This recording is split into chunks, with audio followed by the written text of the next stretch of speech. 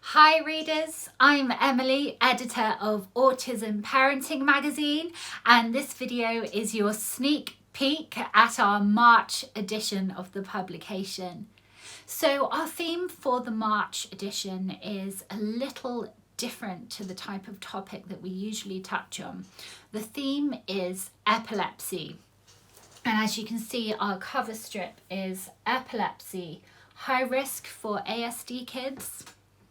That's the question indeed. We, over the years, have received a number of emails from readers, parents, grandparents, caregivers of children with autism, asking us, is there a link between epilepsy and autism? We know a lot of our readers' children suffer from seizures, particularly those who are on the more severe end of the autism spectrum.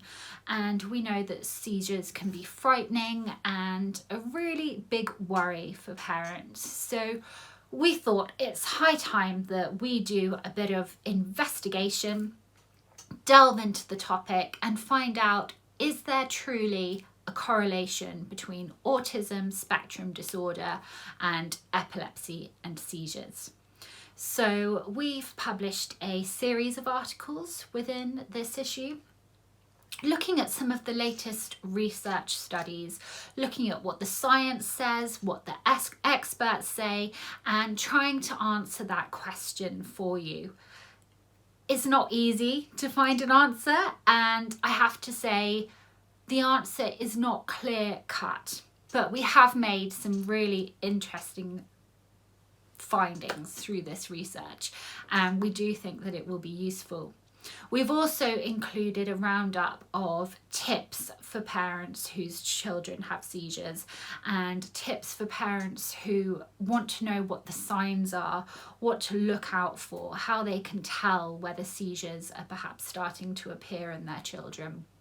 So this content's really useful, not just for those who are looking for answers about diagnosis, but also those who are looking for some practical advice and support for their children.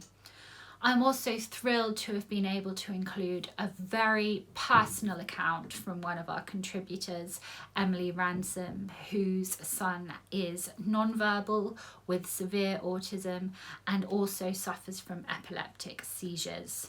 So in addition to having these research pieces, we've got that first-hand account from an autism mum sharing her journey towards diagnosis and what she does to help her and her family. Looking at what else is in the issue, we've also got some content looking at processed foods. So autism and diet, a really hot topic. Are processed foods causing your child's tantrums and meltdowns? Well, the answer seems to be that they could play a part. A great diet can help with your child's autism symptoms. So do have a look at that article and see whether you want to take some of that advice on board. We've also got social anxiety through a mum's eyes. So that's one of our cover stories too, taking a mum's perspective on the topic of social anxiety, both from her point of view and the point of view of her child. Another piece is why early diagnosis is essential. So it's no secret that early intervention has been shown to have an impact on children with autism's future.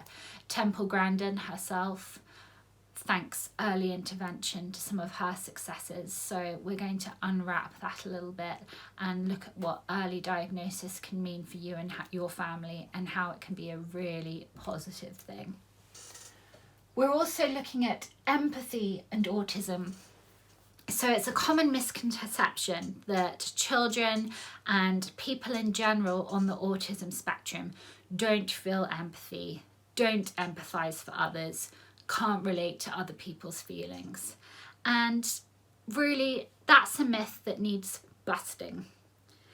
Yes, people on the spectrum can often find it harder to recognise the emotions of others and indeed to recognise their own emotions, but that does not mean that they don't feel empathy and they don't feel sympathy. And I think that this read is really, really enlightening. I would highly recommend you take a look at this article.